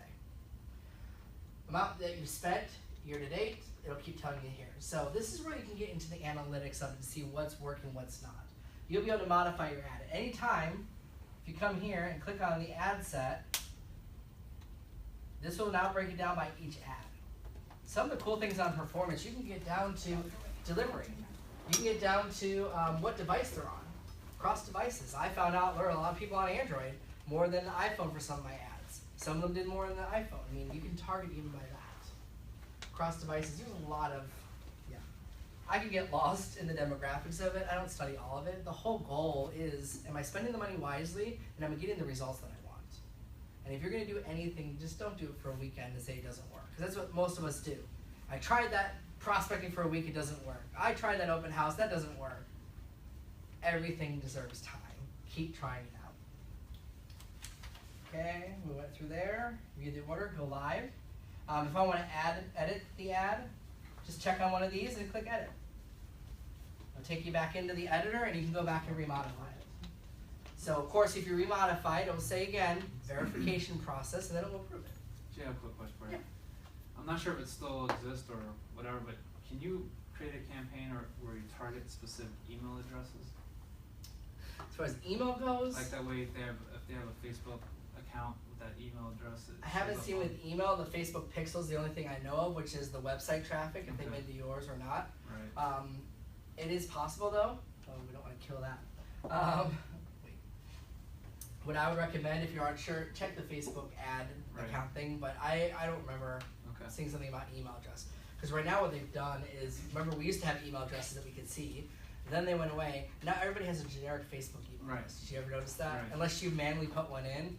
So I think that's harder to do, but the pixels will be the best way. All right.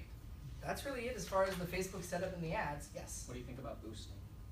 Oh, boosting the post. Perfect. So, all right, fine, I'll kill it. All right. Boosting the post simply means you gotta have a post that will work. One of the challenges we have is if you're boosting your post, like if I wanted this post to go out and reach more people, yeah, I could boost posts, but you don't get as much of the demographics as you do by running an ad. So if I wanted to boost this post to people, it works similar in a way, but what I found is it's kind of like a simplified version of the ad manager. So I can use one of my targets I've done, like maybe I want to just do it to the home sellers, because I've already run one ad to them to say, hey, have you thought about selling your home? Now I can say, find out how to get the most money for your home. Budget a day, but see how it's not like everything, it's just pieces of it. I can choose my pixel, if I want to use that, to say, track this. I have that pixel already on my website, so we can track it there, but that's it. That's as much control as I have. That's the desktop version. You still have your audience, it's the same, you could do the audience and everything. Right, but as far as like ad placement, some of those other controls, that's more the advanced things to do, but yes, you could do one. I would make sure it's good quality content. Either something that gives them value or something, if you got a lot of interaction on your site, absolutely share it. If you got no one to click on it, no one to like on it, don't share it because no one's found it relevant yet.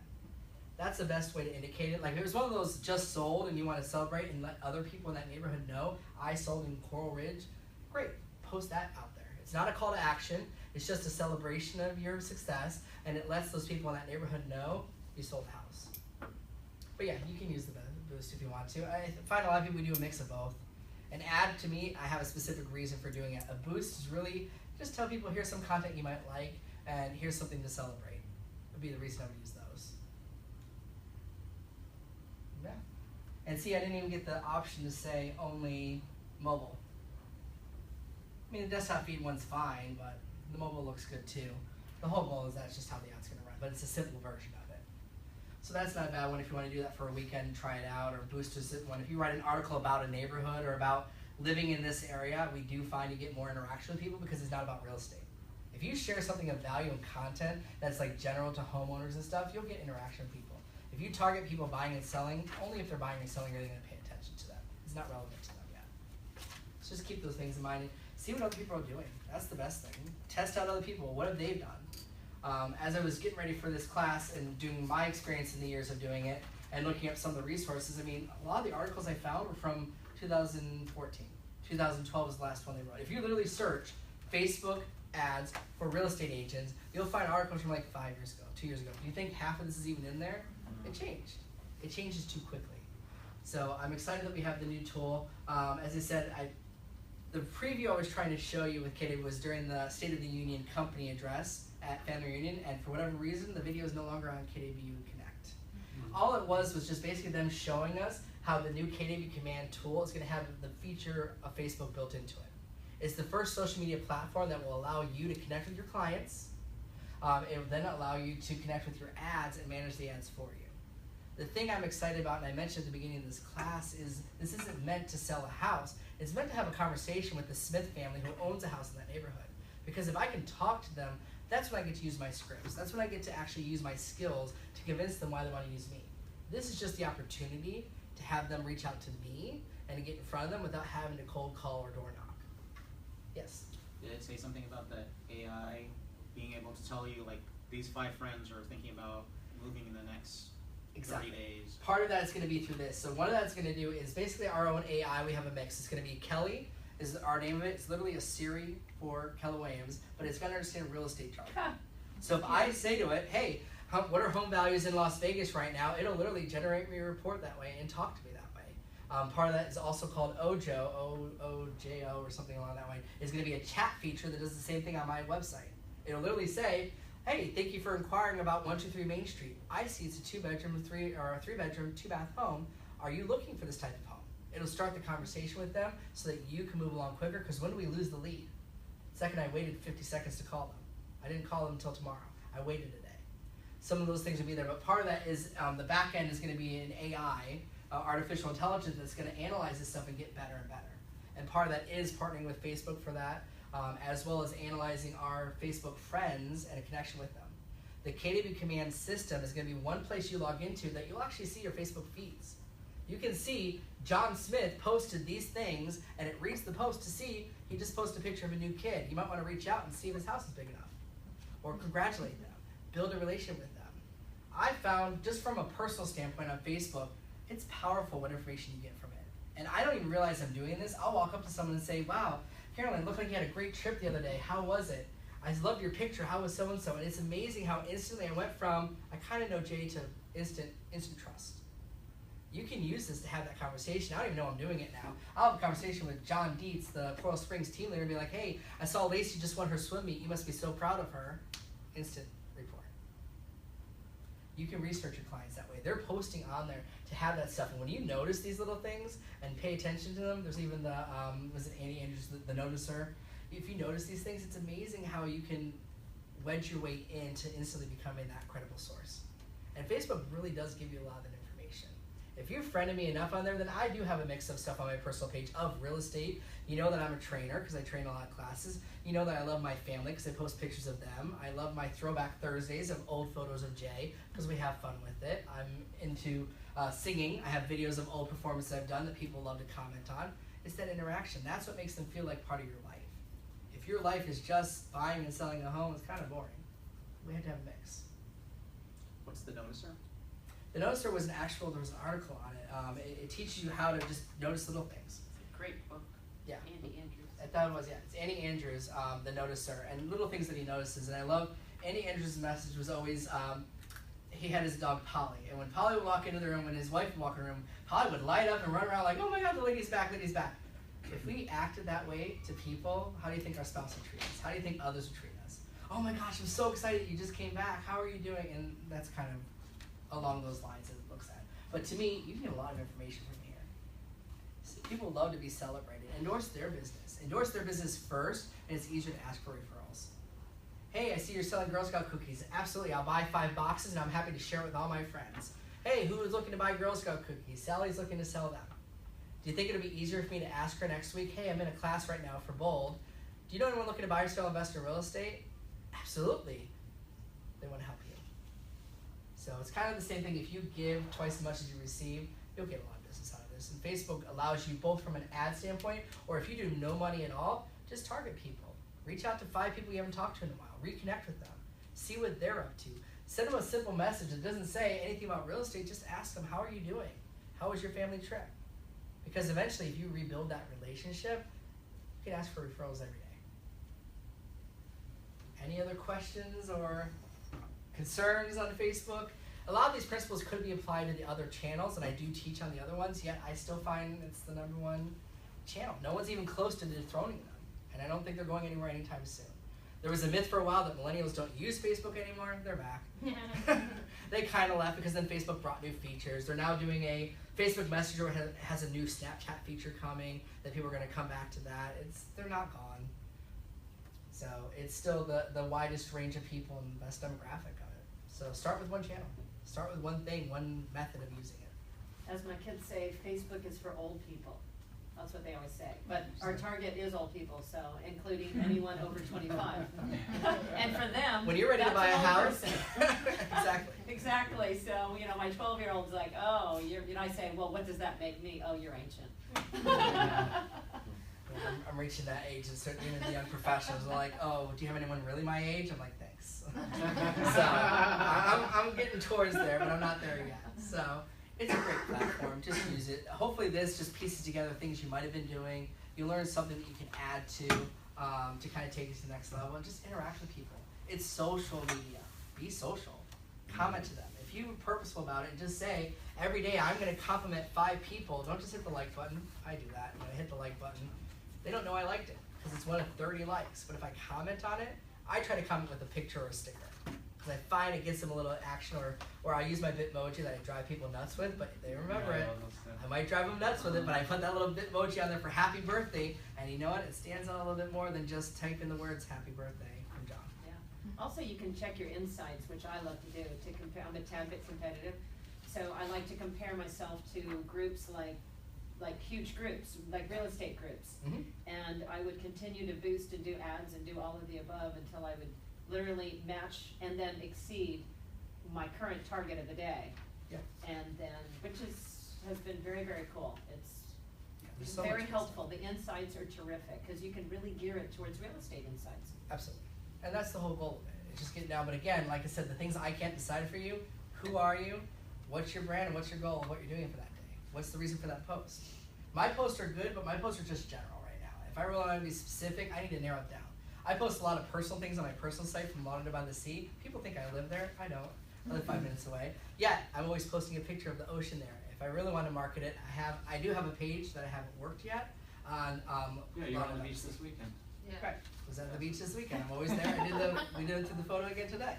And people comment on it. It's a conversation piece. They know I'm there. They think I live there. So I've had people call me. I'm ready to buy in Lauderdale by the Sea. You live there. Can you show me around? Sure. I don't live there, but I'm close. They don't know. It's perception. So there is control of it, but do something that you like, though. That's another thing. I like going to the beach. If you don't like going to the beach, don't post the beach. If you love gardening, post what you love. You'll find people who like what you like. And then that's their instant report. Like I said, if this is the #1 search engine now, if I want to look you up and find out more about you, and I come here first, well, then I'm going to look for what we have in common. Hey, we both went to the same school. Instantly, instant credibility. Hey, it looks like we have 6 friends in common. Oh, I know John. Hey, John, do you know so-and-so? Yes. Perfect. Now you're my friend. That's the kind of stuff that they're looking for. So be on there, have fun with it. And that's the thing, it is fun. Just don't get lost in the void of 600 hours of posting. All right, any other questions? Yeah, can you take this down so we can see your Facebook page? Cancel promotion. Yes. All right, so I've got lots of stuff in here. Here's all the posts. Now, most of mine were blogging, because that's kind of, if I'm going to do nothing else, at least if there's a blog here, there's content. Are you writing your own blogs, or do you do the They're a mix one? of both. A lot of it is the keeping current. Some of the stuff I write, original content does do better if you want to write about it. So write about it, a local area. If you're going to blog, though, it's 3 to 5 times a week if you want to write your own content. That's a lot. Mine doesn't get nearly as much Google traffic, only because I'm sharing other people's content. Yet, if you went to my website, you literally can stay there for hours with the number of blog posts that I have over the years. Before anyone leaves, I want to make sure that we properly thank Jay, because Jay canceled his afternoon to be with us today, and drove all the way up from Fort Lauderdale. So